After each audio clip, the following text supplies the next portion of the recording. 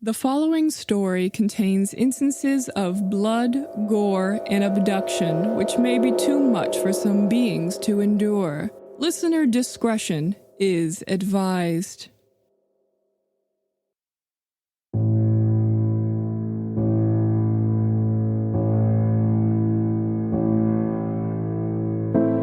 This is Queer Goal, an anthology of short queer horror stories written and produced by me, Adriana Oister, pronouns she, her, and they, them, with various tales of horror, suspense, mystery, and science fiction.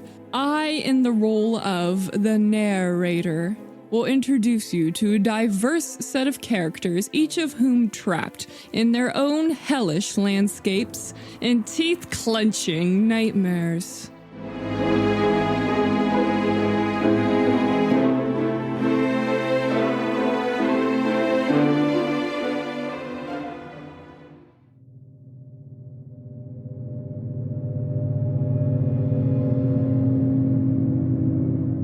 Allow me to offer you a puzzle to ponder. How do you know that you're not currently in a dream? You're probably saying because you woke up after sleep. But how can you say that you're not asleep now? How can you be so sure that you were ever awake? Dreams can be as vivid and real as reality, or should I say what we believe to be reality, but they also can be just as nightmarish.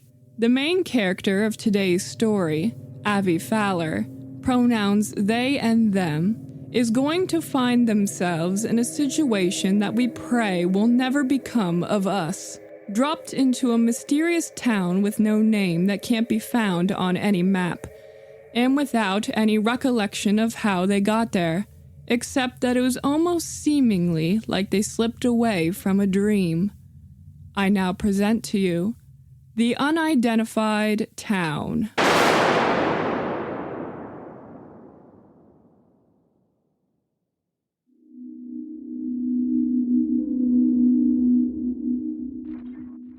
A sweltering fog dissipated in their head.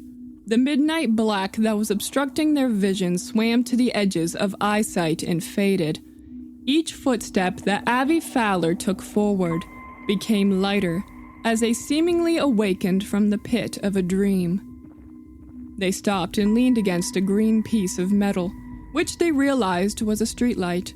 The honing buzz that drilled into their ears rattled their head and was shortly replaced with the sounds of honking cars and the chattering of characters. They blinked their heavy eyes, seeing their own brown shoes on top of a concrete sidewalk. They took a few deep breaths as they glanced around for the first time at each building and storefront that were so closely adjoined. The streets were bustling with people moving past them with shopping bags and suitcases in their hands, and cars waiting at a red stoplight at a four-way. The sky above was a light blue with no clouds in sight. They pulled up their sleeve to look at the smartwatch on their wrist. It read 9:21 a.m. A minute ago, when Avi checked it, it read 11:05 p.m. They pushed themselves away from the streetlight and tapped someone on the shoulder passing by. "Excuse me, where am I?" The man's face was blank, and more than that, his skin tone was somewhere in the middle of a light gray with dark undertones of purple.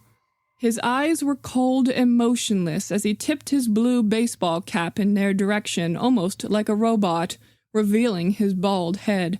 "Nice to meet you," he said as he continued walking down the path. Avi caught up with him. "I'm sorry, I asked what town this is." The man's face remained still. "Whatever makes you feel comfortable," he said. Avi stopped and watched the man mingle in with the rest, who they noticed also had similar skin tones with soulless facial expressions that matched those of department store mannequins.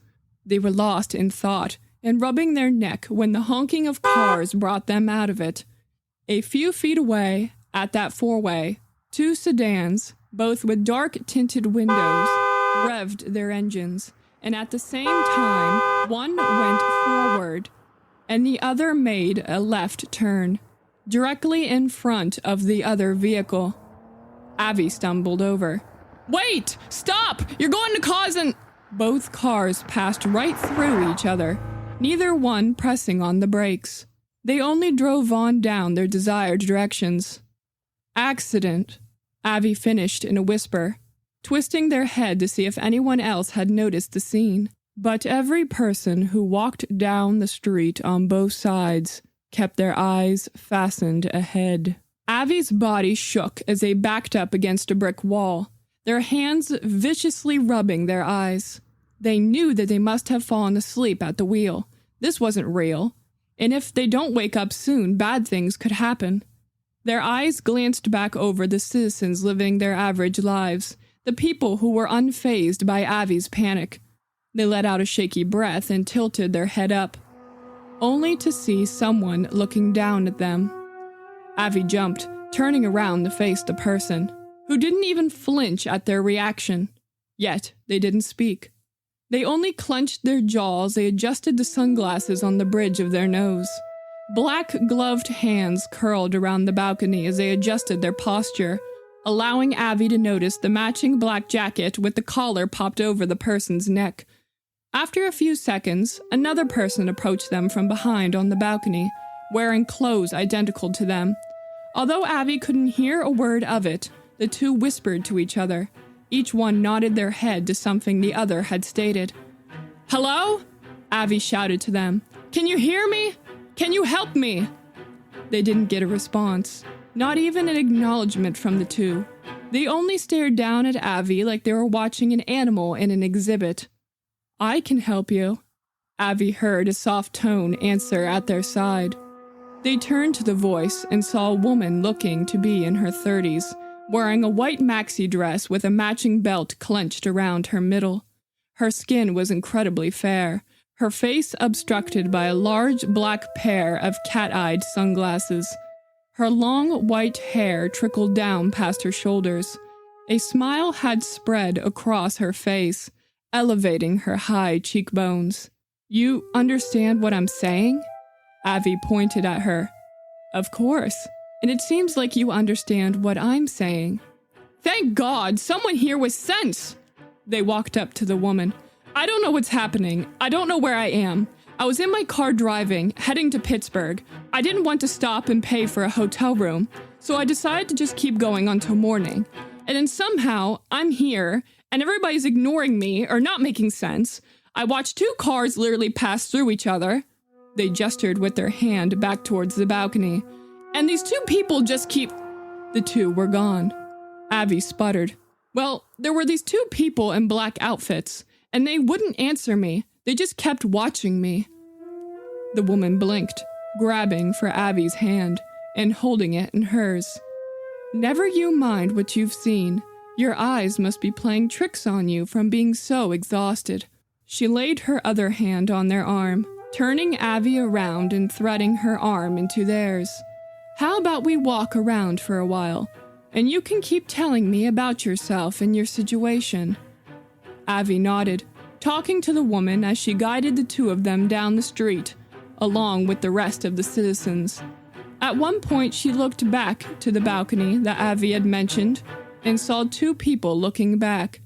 Her eyes narrowed. "I don't understand." Avi looked over at the woman, whose face was turned towards them. "How does a town have no name? You have to be able to find the place on a GPS or an atlas." "Such things don't matter to us. We just serve our purposes here." "But what about out-of-towners? Don't towns want to attract outsiders? For economic purposes?" "Economic purposes? Is that what you would call the focus of your society? Money is important to most, whether they want to admit it or not." She hummed. "We don't get unexpected visitors." Avi found themselves giggling. "I love the weird way you explain things," they said as they pulled their arm out from the woman's. "But in all seriousness, I have to find my car and get back on my way." They looked down at the smartwatch again. "We've been walking the streets now for over an hour." They glanced over the woman's head and noticed a large clock in front of the town's bank. "The town's clock is wrong," they pointed out.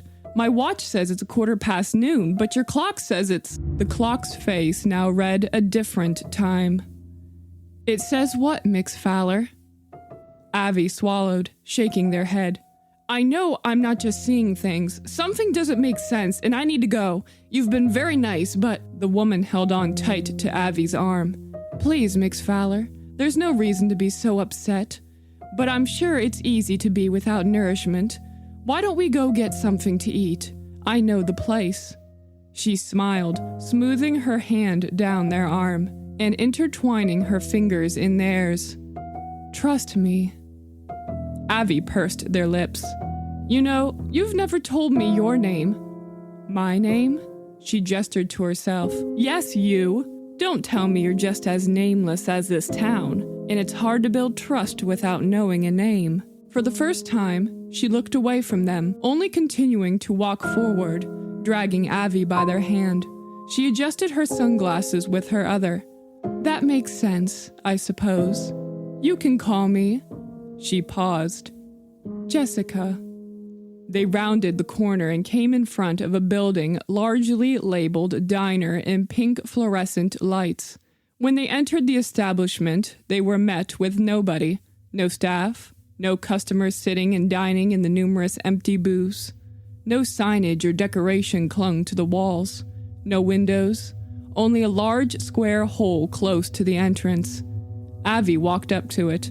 The only thing they could see past the hole was a black oblivion, so they squinted their eyes and inched into it closer. A head popped out. Avi jumped, Jessica holding them close. Welcome, stranger, the bald man said with a broad smile that didn't meet his eyes, which were pitch blue and bug-eyed. His skin tone was gray with blotches of purple, and he had a large vein in his forehead which popped out and looked to be pulsing. What would you like? Do you happen to have a menu that we could look at? Avi said. The man cocked his head. The vein moved. Menu?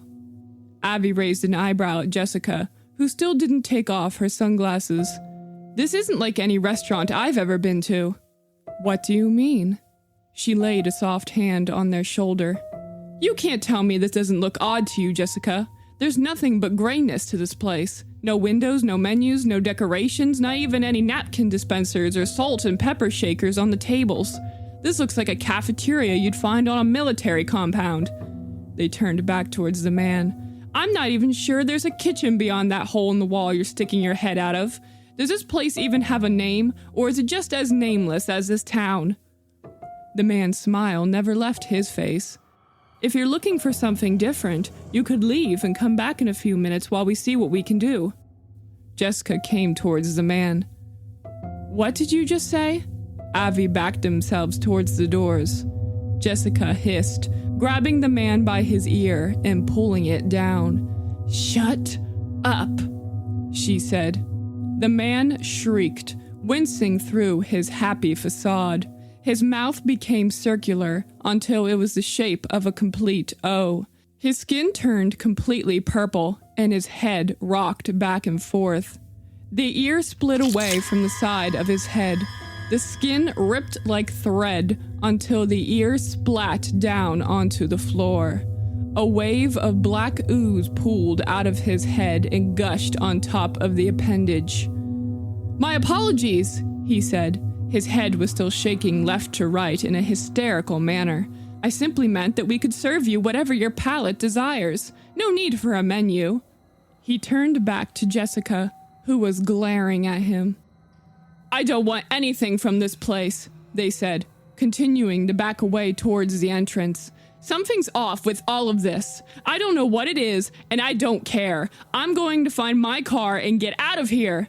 They pushed their body through the doors, running down the street, passing the other people who kept at their slow paces. Not one even turned their head at Avi. They stopped when they saw two familiar figures towards the end of the street, facing them, sunglasses still sitting on their faces. Hey! Hey! Avi shouted as they ran towards them, the figures moving around the corner. Stop! Stop! Please, I need help! I need to get out of here! Avi made the corner turn. The two figures were gone. Jessica stood in their place. Black splattered across her dress. How in the hell did you get here? Avi said. Jessica smiled. I was worried about you. You shouldn't run away like that. You could get hurt. I don't want that to happen. She reached out her arms. Cut that out. Get away from me. I saw what you did to that person. They're probably dead because of you. You're lying to me. You know things you're not telling me. Jessica's hands made their way to Avi's forearms, holding their arms down in place as they fought back. You don't mean that, she said, her hands becoming colder on Avi's skin. You're just frightened, but there's nothing to be afraid of. I'm here. I'll protect you. A calm, soothing sensation spread through Avi like a chill. Anger towards the woman was snuffed out and replaced with a wave of security and safeness. Do you feel better? She drifted her fingers through Avi's dark hair. Better, they answered with a small burst of air, their mind clouded in a state of what Avi believed to be delirium. Good. How about you and I go somewhere with a little more privacy? You can tell me more about your life. Okay. She led them inside the building next to them. Instead of opening a door and being greeted by hallways and a large staircase as anyone could imagine with a building so large, they entered a small, bland room. Just as bland as the diner. Gray walls, no windows, only a bed with no covers or pillows. She motioned for them to sit on the bed. She shortly followed, running her hands up and down their arms, her lips curled in a smirk. Your kind has always been so fascinating, the way half of you always question, while the other half believe they always know. She moved closer to them until she was practically sitting in their lap, moving her fingers over the buttons on their shirt, undoing them. You yourself fascinates me. How desperate you are to go back to what you know. No matter how much we try, no matter how much I try, you'll always find the faults. She pressed her hand against Avi's chest, watching intently the rise and fall, the strong sound of a hastening heartbeat. That organ, do you call it a heart, too? Avi nodded in a dreary state. Jessica studied the heartbeat before she began digging her nails deep into their chest. Avi cried out, wrapping their hand around her wrist. Stop! That hurts! I'm only testing something. You'll be fine, she said, running her thumb over the side of their face with her other hand. She didn't let up. Her nails were sharp and pierced their skin, drawing small droplets of blood. Stop! Please! What are you doing? A knock pounded against the door in the room. Open up! A harsh voice shouted. A cold snap pierced its way down Avi's throat into their chest.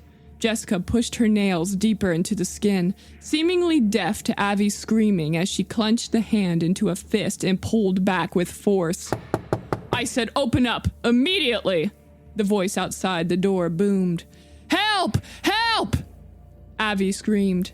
Blood, skin, and muscle peeled its way apart from the rest of Avi's chest and balled up together into a pink and red blob in Jessica's hand. She looked down at the swamp of blood that grew in the inside of Avi's chest, swimming around the pink, pounding organ. She eyed Avi's face, red with tears leaking out from their bloodshot eyes, their hands shaking, wanting to touch their chest, but finding an unknown force keeping their arms to their side. That hurts! They screamed at her. She nodded, waving a hand over Avi's eyes. Breathe, she said. Avi was met with complete body numbness which came with the darkness of Jessica's hand over their face. When the hand was moved away and the light returned, Avi bent their head down towards their chest. The skin was again attached. The dark blood still dripped from Jessica's pale hand. She rubbed it against the fabric of the bed, her head still pointed in Avi's direction. What were you doing? That hurt! I only wanted to analyze your heart. It was only going to be out of you for a few minutes. What? Any ounce of the calmness Avi had felt washed away as they regained strength in their arms and pushed the woman off them. Are you out of your mind? You can't do that to someone. You'd kill them. I wouldn't have killed you. You would have been fine. She stood up from the bed, her body turned towards Avi. You know, there's a reason why it's just the two of us here, out of everyone on Earth. Avi rubbed at their chest, seeing that blood had stained through the shirt. I want out of here. Do you hear me? I want out! I understand why you're upset, and I understand now that numbing your mind will never work against the brashness of fear. I'm scared myself with how all of this has played out. I enjoyed the time I had with you when you told me about your life, before that fear bubbled over. She laid her hand back down on their knee. We also have enough of what we wanted for today. They see how you're reacting, and they'll take you back. They're preparing now, I know. You probably aren't going to remember me, like I'll remember you. She sighed. I have one more thing I'd like to show you, though. My true form. It's only right since I've seen a glimpse of yours. She removed her sunglasses from her face, revealing to Avi the brightness of the flashing gold that were her eyes. Her skin went from fair to a dark gray, her long hair vanishing as did her white dress. Her body grew larger, taller until her head touched the top of the ceiling. Reptilian scales appeared across her skin. The fingers on her hands turned into claws. The door to the room rammed open and cracked against the wall. Two persons in black stood on opposite sides of the doorway. A flood of familiar people rushed into the room, shouting orders at one another. A few dragged with them equipment that seemingly belonged in a hospital. Military personnel in Army and Air Force uniforms rushed in after them. Jessica's mouth was full of fangs across a flat face. It didn't move when Avi heard her voice again amongst the chaos. Avi, don't resist them! Her voice entered their head. A group of people came up behind her and wrapped thick bands around her waist, pulling her away from Avi, but her voice didn't cease. 4 people in the black clothing came in front of Avi and pulled them down to lay on the bed, the group holding down Avi's limbs as they screamed and thrashed against them. Another person came up to Avi, with a mask in hand, connected by tubing to a tank. Breathe, they instructed as they pinched Avi's chin to stop them from moving and placed the mask over their face. The world again became blurry and black. When Avi blinked again, they heard music playing through their car's radio, their hands on 10 and 2 on the wheel, their head faced forward, eyes through the windshield and observing the road ahead in between the thick layer of trees. That was a weird light, Avi found themselves saying for no particular reason, as the only lights in the sky was that of the risen sun. They looked down at their clock radio, a hand rubbing at their chest against the fabric of a clean shirt, where they felt a dull ache around the middle. The clock read 12:46 p.m. This has felt like the longest drive of my life, they said, continuing to drive the car down its path and to their destination.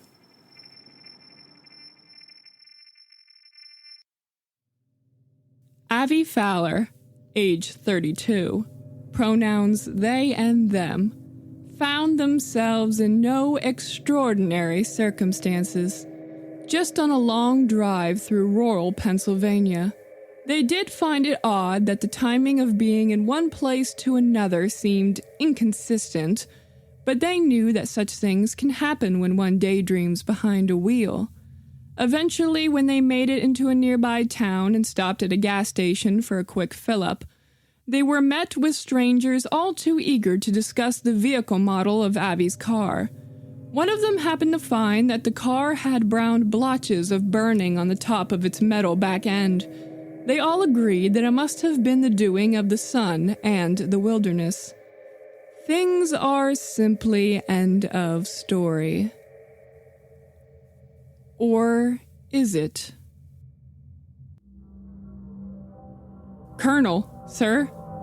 The colonel turned to the side to see the person addressing him, snapping him out of his daze of thought, and the person handed him the clipboard of information, which he clutched in his calloused hands. The soldier nodded and marched on their way. The colonel decided to lean himself down over the metal railing, looking down towards the lower levels of the compound. He watched the military personnel bustling around amongst the computer screens and wires, some carrying with them concealed scientific equipment that even he quite didn't understand. He rose to attention, sighing, as he rubbed his hands across the heavy bags under his eyes. The fluorescent lights gleamed off the metals on his jacket. He heard slow footsteps approaching him, but he didn't try to turn towards the being. Instead, he only kept his eyes down, towards the large empty platform that was set up to take up most of the entire second floor.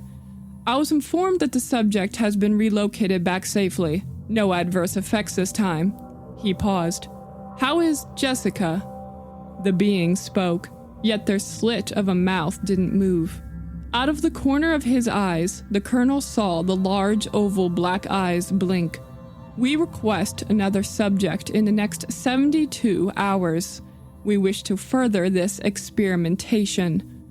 Of course, just pick a location that suits you, and we will have our people trace any electronic presence in that area. That, again, will be your next subject. Your leadership stated that your kind would not interfere in our experiments, just as they have today, until requested. It was part of the deal between us. I'm very sorry. I'll see to it that they remain to themselves, until requested. Good, the being said. She has confirmed our suspicions today. The general population of your kind is not ready for the truth. Not even the ones who embrace what they know of the unknown. They're not ready for even the confirmation of the existence of beings unlike them. Such talk of our real bodily forms, our technology, interbreeding, they're not ready yet. The colonel scanned his eyes back down towards the people at work. He shook his head. No, they're not.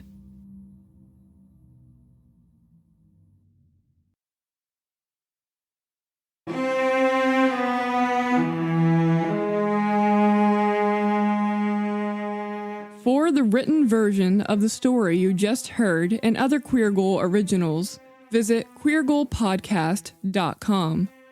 The Queer Goal Podcast Anthology is an independent endeavor.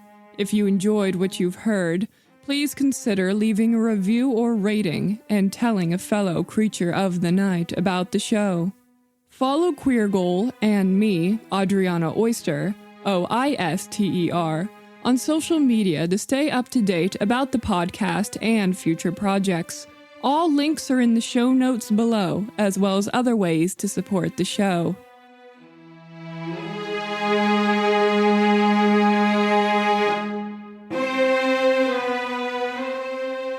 Until next time, thank you for listening. And that goes for all beings who have tuned in, regardless of if they're human, paranormal, or extraterrestrial.